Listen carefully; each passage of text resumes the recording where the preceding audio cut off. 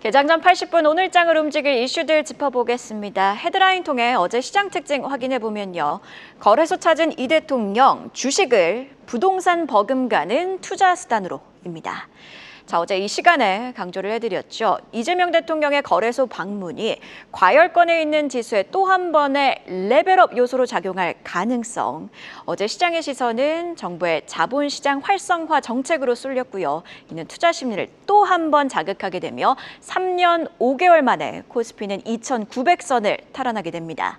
자, 이 대통령의 주요 발언과 함께 핵심 내용을 좀 정리를 해보면요. 크게 세 가지로 나뉩니다. 주식을 부동산에 버금가는 투자 수단으로 만들겠다며 코스피 5천 시대 자본시장 활성화 의지를 시사했고요. 두 번째, 불법 부정거래는 패가망신이라는 발언 등으로 원스트라이크 아웃제 도입 등 불공정 거래 강하게 대응할 것을 암시했습니다. 자, 그리고 배당 촉진을 위한 세제 및 제도 개편을 준비하겠다고도 했죠. 중간 배당을 언급하고 더불어민주당 이소영 의원이 발의한 소득세법 개정안을 소개했다고 하는데요. 이 개정안의 골자는 배당소득 분리과세로 배당 성향 35% 이상인 상장법인의 배당소득은 종합소득에 합산하지 않고 따로 과세를 하겠다는 겁니다. 이렇게 되면요, 대주주, 그러니까 기업 오너들의 배당세 부담이 줄어 배당 성향 증가를 기대할 수 있게 되는데요. 자, 여기서 중장기 투자 포인트가 하나 보입니다. 신한투자증권의 리포트를 좀 참고를 해보면요.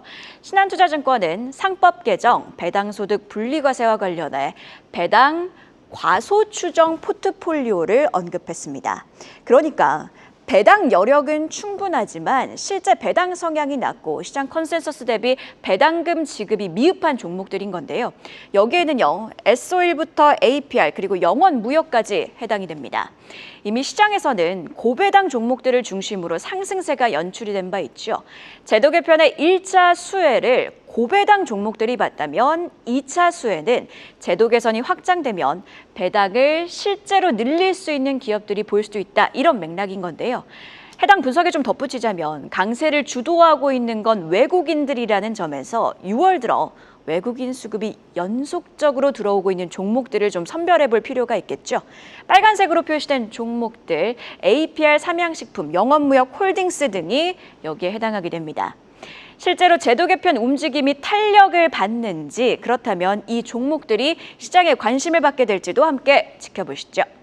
자, 오늘장을 움직일 간밤 나온 이슈들을 좀 정리를 해보면요. 미중 무역 협상, 여기에 미국 CPI까지 잘 넘겼지만 미국 증시는 차익 실현, 그리고 지정학적 뉴스에 흔들렸죠. 이라크 주재 미국 대사관이 대피 준비에 들어갔다는 외신 보도가 나온 시점과 3대 지수가 힘이 빠진 시간과도 비슷합니다. 유가는 무려 4% 넘게 급등했습니다. 우리 시장이 강하다 보니 지정학적 헤드라인 민감도는 떨어질 수 있겠으나 주시해볼 필요가 있겠고요. 섹터 내에서는 어제 대북 확성기 방송 중단 소식에 시간의 거래에서 남북 경협주가 들썩였고요. 양자주를 움직일 수도 있는 제스당 엔비디아 CEO의 변곡점 임박 발언도 있었습니다. 자, 이 중에 반도체와 원전을 좀 더 자세히 확인해 보겠습니다.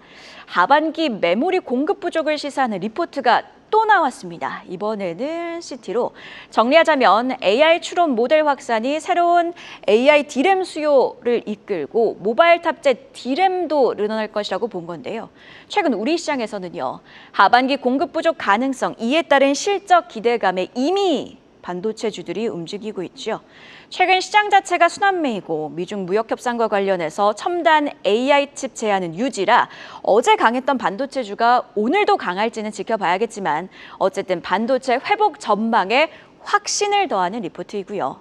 다만 마이크론이 삼성전자보다 먼저 HBM4 시제품을 출시했다고 합니다. 삼성전자 주가에는 오늘장 변수가 되지는 않을지까지도 함께 지켜봐야겠네요. 자, 그리고요, 간밤 미국 증시에서 원전주가 강했습니다. 오클로는요, 미국 알래스카 공군기지 관련 SMR 전력 공급 우선 협상 대상자로 선정됐다는 소식에 30% 급등했고요. 탈렌에너지는 아마존과 원전 공급 확대 계약에 나섰다는 소식에 7% 상승했습니다. 원전주들 어제 애프터마켓에서 상승폭을 확대하고 마감을 했습니다. 이재명 대통령과 체코 총리가 통화했다는 소식 속에서인데요. 미국 원전주 강세가 정규장 모멘텀으로도 이어질 수 있을지도 확인해 봐야겠습니다.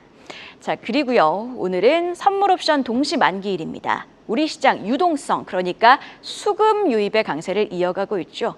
선물 옵션 동시 만기일 이후 수급 향방은 어디로 향할지까지도 함께 계속해서 지켜보시죠. 그럼 어제 장 마감 이후에 나온 공시는 안혜수 캐스터와 체크해 보겠습니다.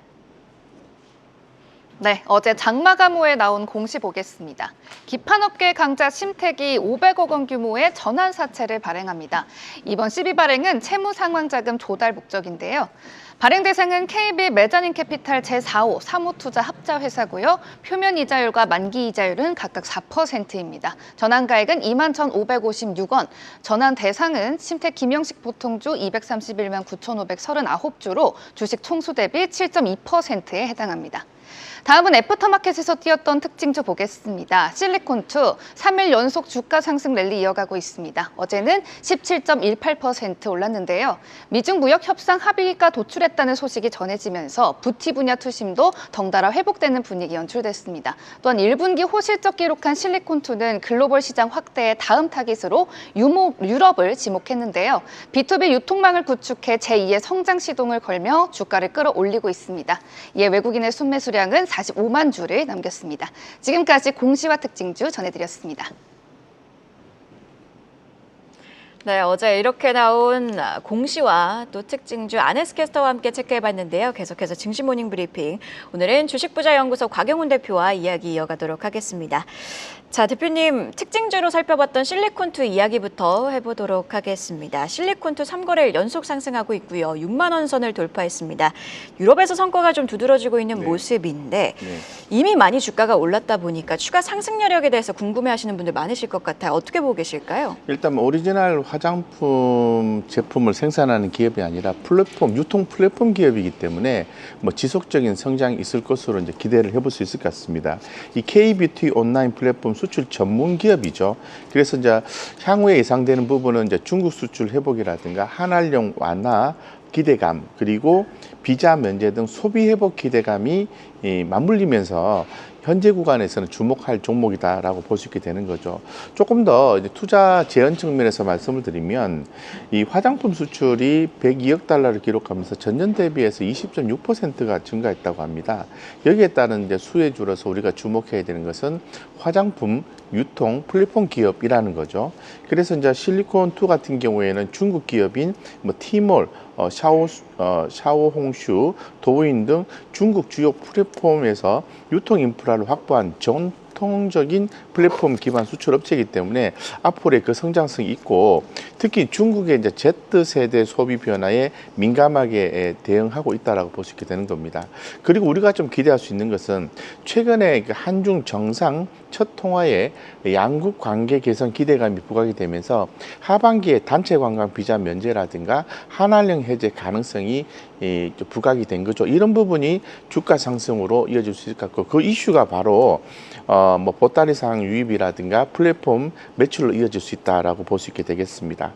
네, 그래서 일단 또 보면은 실적이나 성장성을 또 확보를 하고 있는데요. 이 고마진 자사 브랜드라든가 플랫폼 기반 OEM, ODM 다각화 수익성, 이런 부분들이 계속해서 주목이 되고, 아직까지는 이제 밸류 매력이 좀 존재한다라고 볼 수 있게 되는 거죠. 그렇기 때문에 실리콘도 좋은 고점을 돌파를 하면서 가고 있는데, 더불어서 APR이라든가 달마 글로벌 이런 종목들과 함께 그 흐름을 보면서 지금 상태에서는 적극적으로 정책 모멘텀, 수출 실적, 유통 플랫폼 확장이라는 세 가지 박자를 갖춘 실리콘2에 주목해 볼 필요는 충분히 있다, 이렇게 말씀드리겠습니다.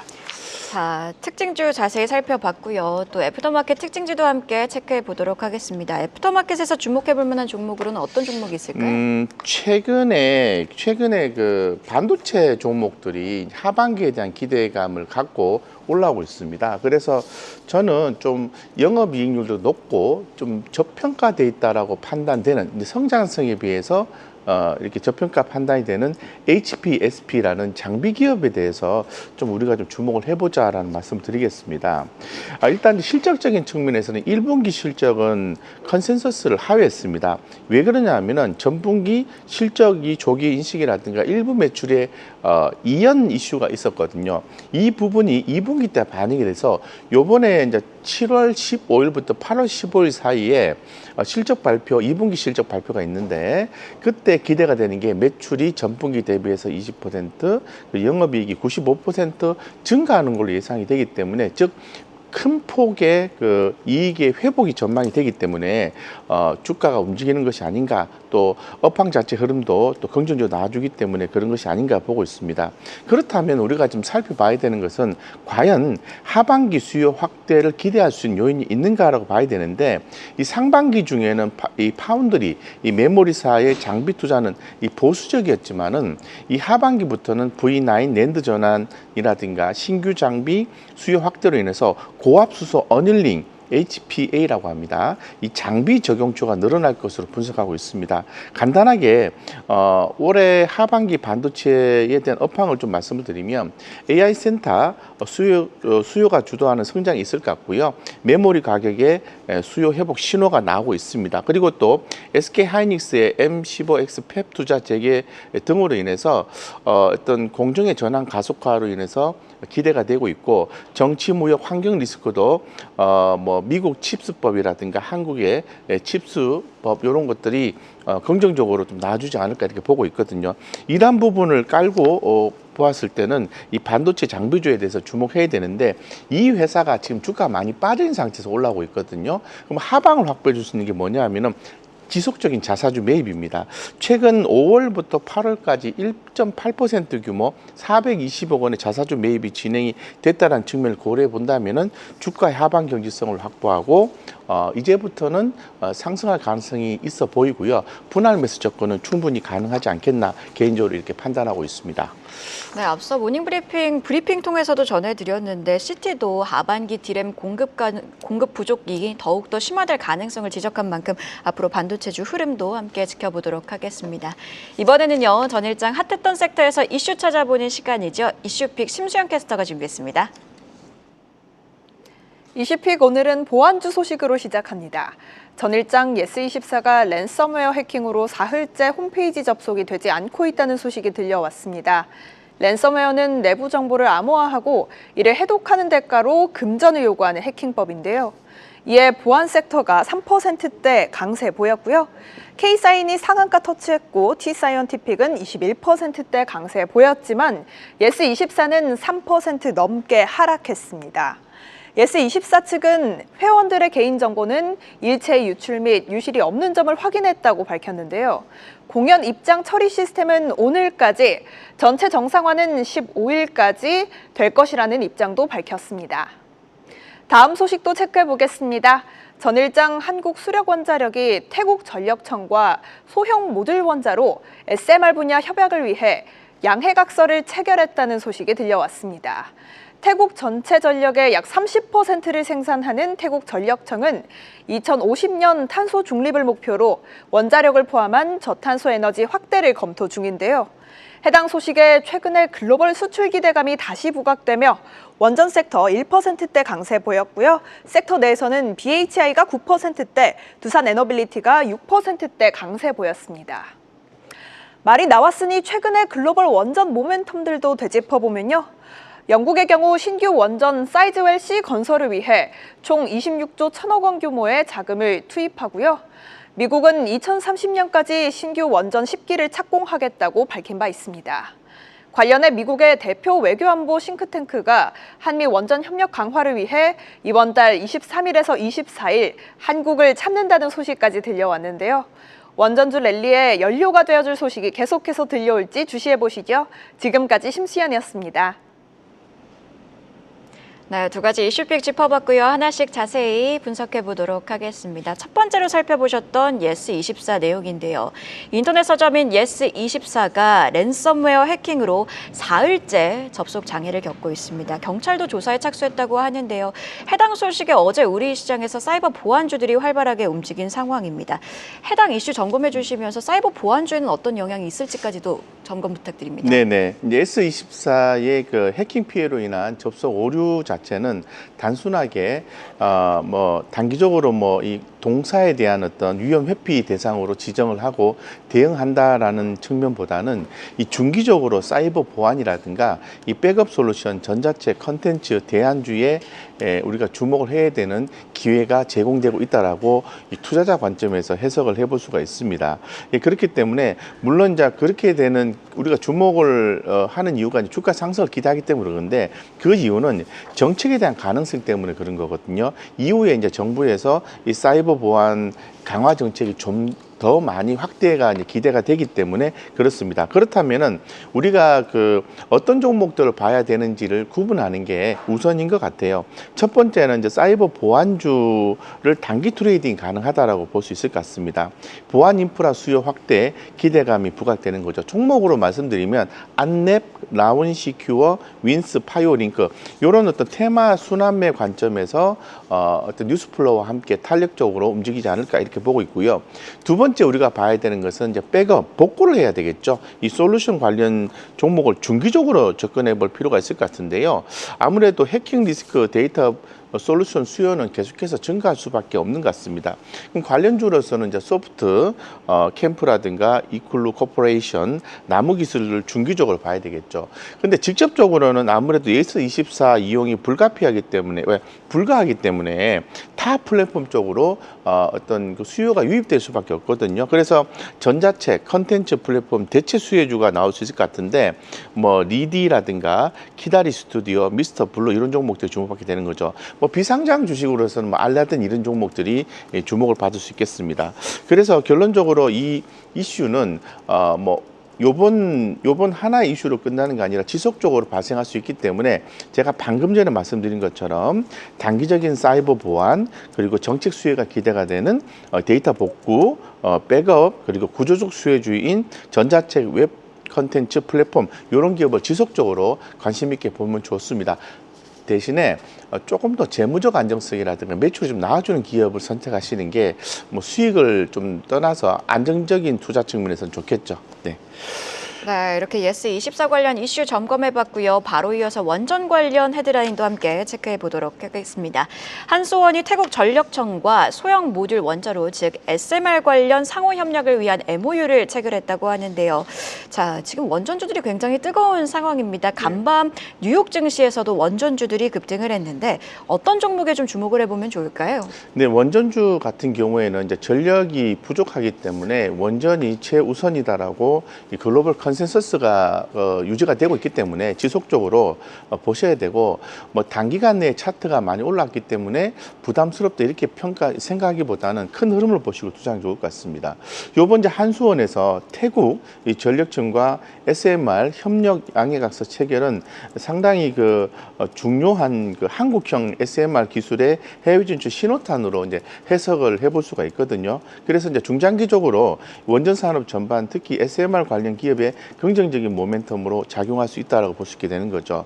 예, 그래서 지금 그 원전 관련해서는 우리가 지금 이번 건 같은 경우에는 아시아권 에너지 신흥국의 한국 SMR 기술 수출 교두부 마련이라는 측면도 함께 고려해 보시면 좋을 것 같습니다. 자, 그렇다면은 어떤 종목들을 우리가 이제 주목해야 되는지 한번 살펴볼 필요가 있을 것 같은데 당연히 이제 SMR 밸류체인 중에서 두산 에너빌리티는 SMR 핵심 기자재 제작하는 회사죠. 그리고 열 교환기 보일러를 제작하는 BHI 그리고 원전용 주단조 부품 생산하는 태웅 정도 보시면 좋고요.